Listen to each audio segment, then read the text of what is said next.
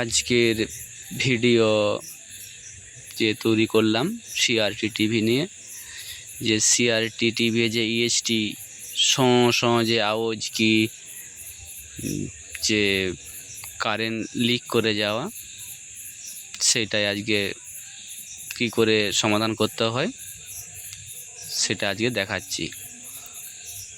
এটা বর্ষাকালেই বেশি হয়, বিশেষ করে সিআরটি টিভিতে। আর এটা খুব একটা মারাত্মক জিনিস, কারণ এর জন্য অনেক কিছু সমস্যা হতে পারে। তো দেখুন, নতুন লাগানো হচ্ছে, আর লাগানোর সময় খুব ভালো করে সাবধানতা অবলম্বন করে লাগাতে হবে।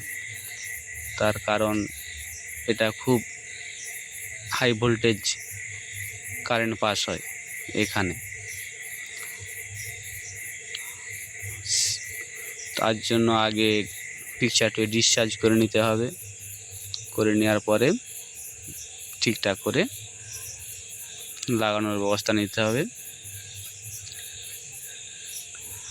আর এটা 14 ইঞ্চি টিভি, আর রেসিবন্ড যে চিট বা গালা ওটা দিয়ে লাগালে খুব ভালো হয়। আর যদি না ওটা থাকে তাহলে থিনার দিয়ে খুব ভালো করে পরিষ্কার করে নিতে হবে।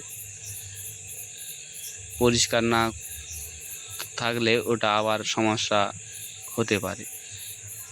তো তার জন্য পরিষ্কার করা খুব জরুরি।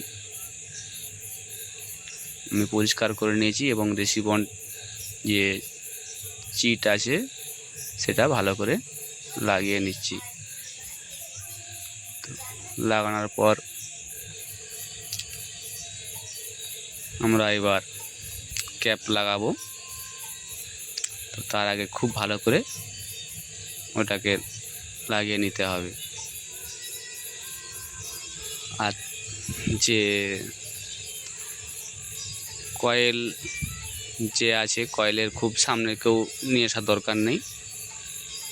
আমাদের ক্যাপ লাগানো হয়ে গেছে এবং ক্যাপের যে সব চারপাশে একটু হাতে করে মোটামুটি খুব ভালোভাবে এটা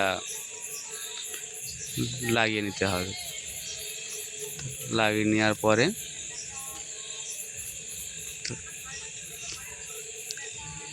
সমস্ত কিছু খুব সাবধানে করতে হবে। দেখুন,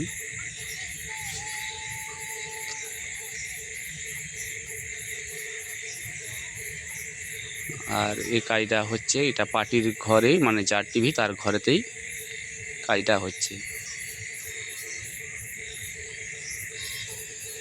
এবার কারেন্ট দিয়ে আমরা চেক করব।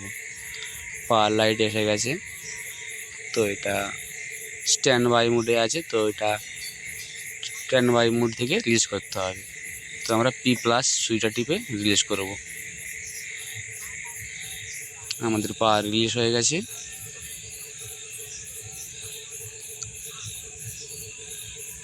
আমাদের টিভি ওকে,